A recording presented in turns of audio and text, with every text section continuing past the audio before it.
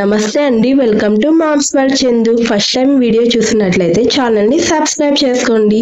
Video నచ్చితే like చేయండి, మీ అభిప్రాయాన్ని కామెంట్ చేయండి. పొలాల మధ్యలో ఒక చిన్న గ్రామం. ఆ గ్రామం పేరు రామాపురం. అందులో ఒక చిన్న గుడి.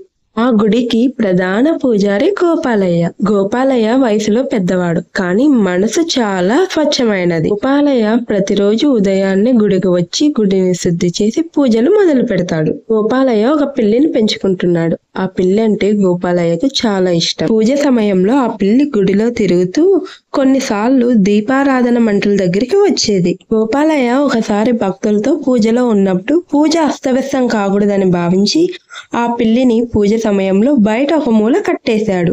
తర్వాత పూజ ప్రారంభించాడు. ఈ విధంగా నెలలు గడిచాయి. ప్రతిరోజు పూజకు ముందు పిల్లిని కట్టేయడం ఒక ఆనవాయితీగా మారింది. కాలం మారింది. గోపాలయ్య వృద్ధుడయ్యాడు. ఇప్పుడు గోపాలయ్య శిష్యులు ఆ పూజను కొనసాగిస్తున్నారు. కానీ అప్పటికి ఆ పిల్లి లేదు.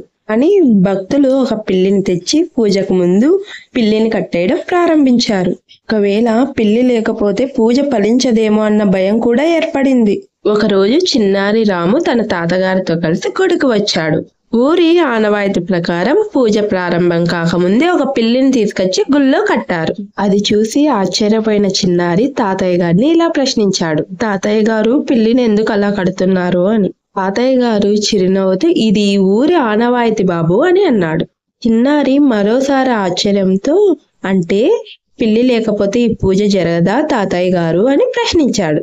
పిల్లాడి మాటలు అక్కడున్న భక్తులందరినీ ఆలోచనలో పడేసింది. ఇప్పుడు అక్కడే ఉన్న పాత పూజారి గోపాలయ్య గారు సమాధానం ఇలా ఇచ్చారు. చూడు నాన్న, మొదట ఈ పిల్లిని నేను కట్టేసినది పూజకు అడ్డుగా వస్తోంది అని, శాంతిగా ఉండాలని కట్టేశాను అని చెప్పాడు. పూజకు ముందు పిల్లిని కట్టేయడం అనేది ఎలాంటి సంప్రదాయం గాని ఆనవాయితీ గాని కాదు అని చెప్పాడు. పిల్లి లేకపోయినా కూడా పూజ జరుగుతుంది, పూజకి ఎలాంటి ప్రభావితం కాదని కూడా చెప్పాడు. అంతే, సంప్రదాయం మళ్ళీ ఆగిపోయింది.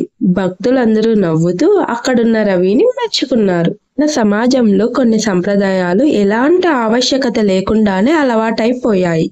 అలవాటు పడుతున్నారు కూడా. వాటిని విజ్ఞానంతో ప్రశ్నించడం ఎలాంటి తప్పు లేదు, తప్పు కూడా కాదు. విజ్ఞానంతో ఆచారాల్ని పరీక్షించడం వల్ల ఎలాంటి తప్పు లేదు. భక్తి అంటే భయంతో పాటించవలసిన నియమాలైతే కాదు. పిల్లి లేదు పూజ నిలిచిపోతుంది అనే నమ్మకం కాదు.